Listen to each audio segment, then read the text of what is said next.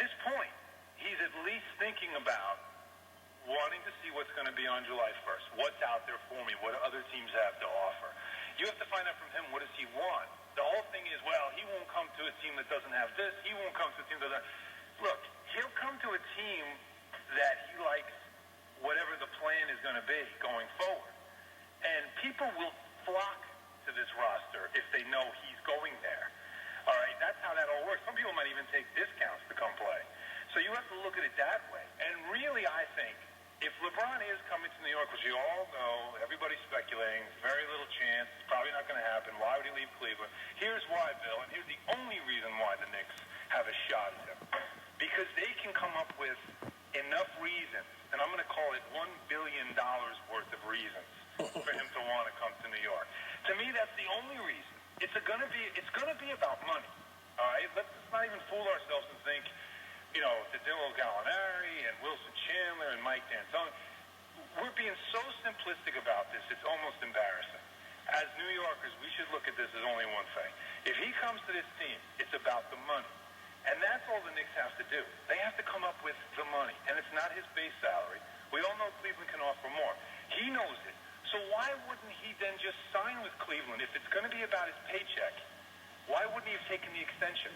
Why would he even think about the Knicks? He already knows that the Knicks don't have a good roster or anybody on the team right now. He already knows the last 2 years have been embarrassing. So why wouldn't he just say to himself in March, no, it doesn't look too good, let me just stay here? Because he wants to get to July 1st. Because the Knicks as a franchise, New York as a city, they have to figure out how they're going to come up with the means to make this man a billionaire in some way. Now, they can't do it with his NBA contract, but they can do it in many other ways.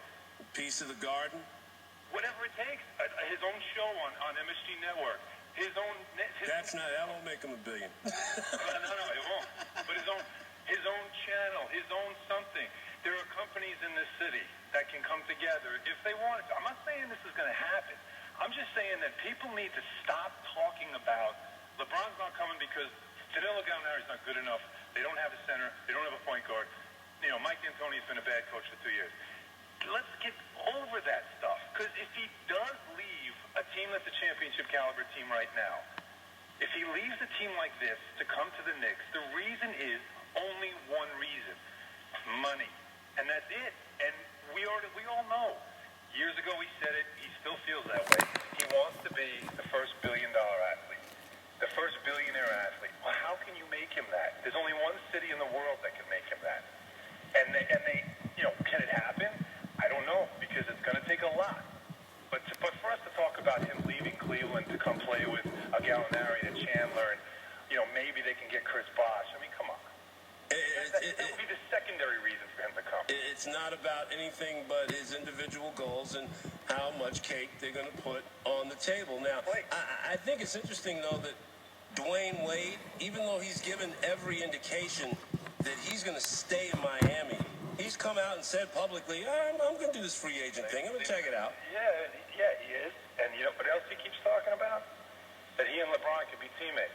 You know, he thinks that'll work. Well, are you surprised that, I mean, at this point of the game, with both of these guys knowing that this is coming, that they haven't gotten together and say, hey, let's put ourselves together, let's be a package? Yeah, anybody who thinks they haven't talked about it even a little bit, or, you know, they're friends.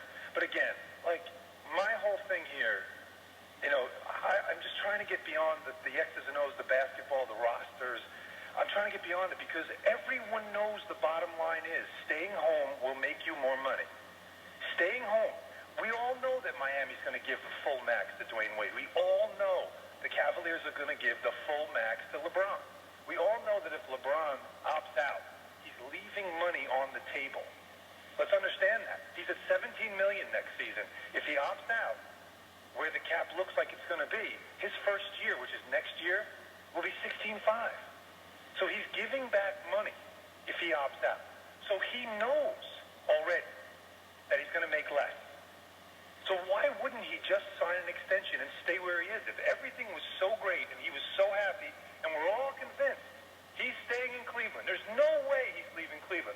Well, if that's the case, why hasn't he signed an extension yet?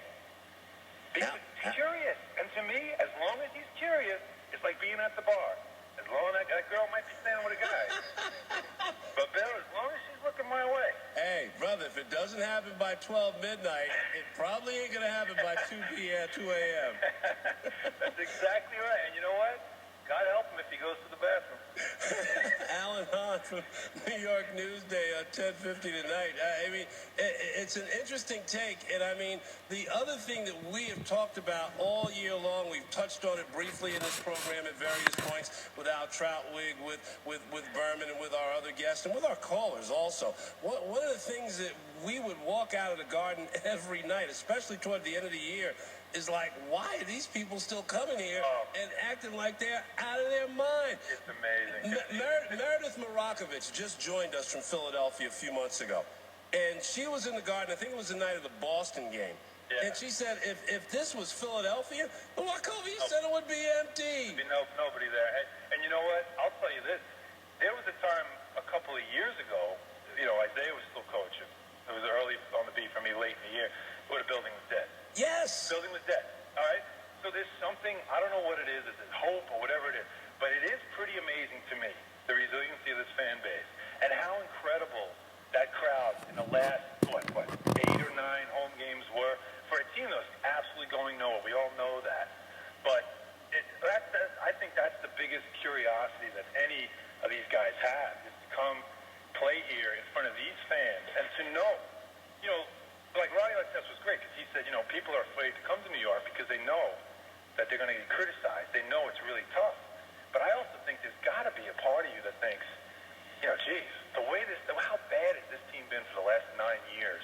And these people still come out and still cheer, and they love the game. Can you imagine if let's not even talk about a championship. Can you imagine if you had a above 500 season? If you just got to the playoffs. 5 games at an eighth spot. They'd be talking about parades. I mean, that's the whole idea.